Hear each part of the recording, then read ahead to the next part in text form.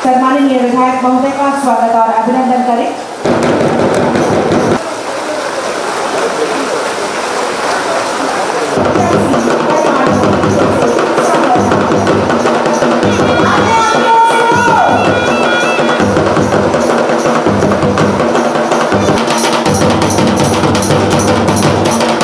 देवघर में जिस तरह का कॉलोनी बनाया है, आज रांची में आमंत्रित करती हूँ हमारे बीच मंचासी माननीय विधायक खटिया श्री नवीन जायसवाल जी को। आज लगभग धन्यवाद देता हूँ और माननीय मंत्री जी भी कर सकते हैं। ईश्वर हमेशा आपको इसी तरह आपकी तरफ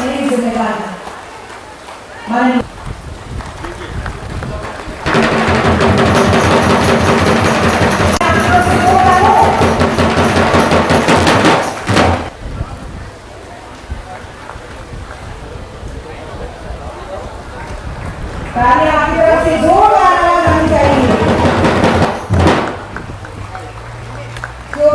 आवाज आनी चाहिए।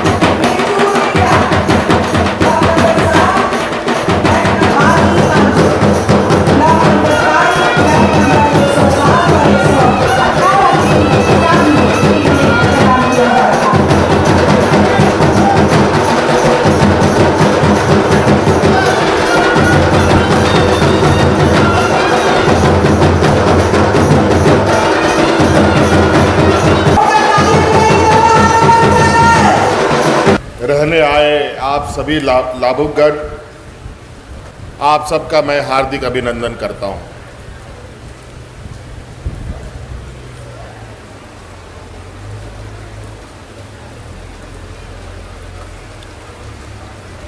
इस परियोजना का नाम बड़ा ही अजीब है। मुझे ये नाम लेने में बड़ा संकोच हो रहा है, क्योंकि ये विशेष समूह के लिए बनाया गया है। सबसे पहले तो इस आवास का नाम हम समझते हैं हमें एक सुंदर और गर्व करने वाला नाम से जाना जाए, इसलिए मैं चाहूँगा कि इसको निर्मल आवास के नाम से जाना जाए।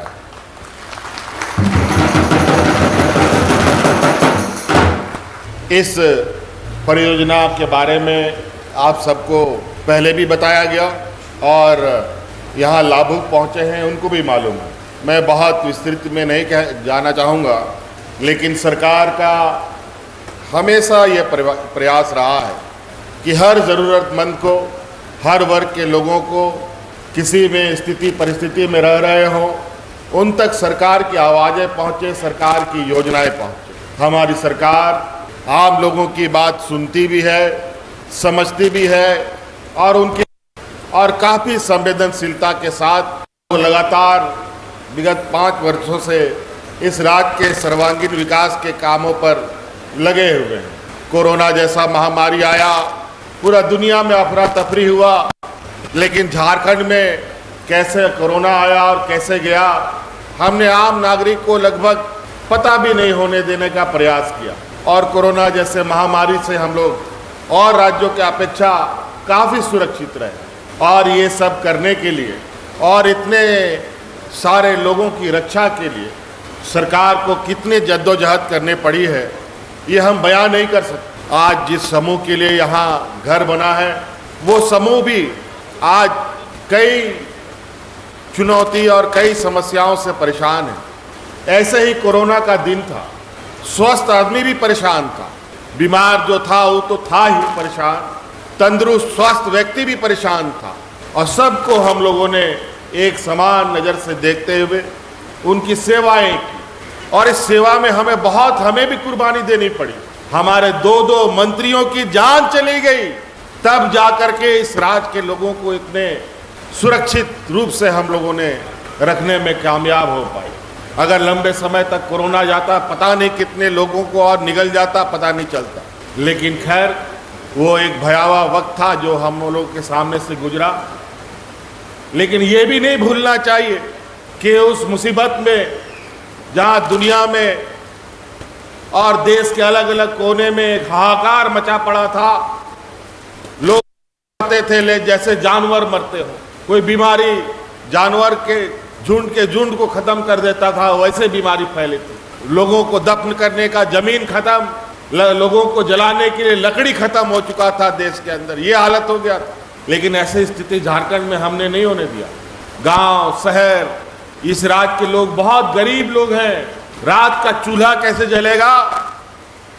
दिन भर मेहनत करता है तब रात का चूल्हा जलता है। एक दिन मेहनत नहीं करेगा तो भूखा सोना पड़ता है।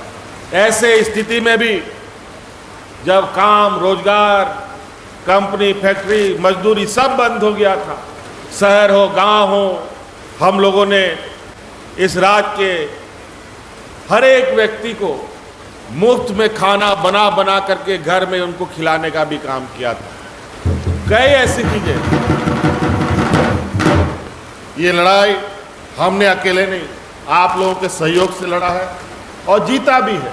और आज जो हमारे शारीरिक रूप से स्वस्थ ना होने वाले लोगों को भी हम लोगों ने आज एक ऐतिहासिक कदम बढ़ाया है।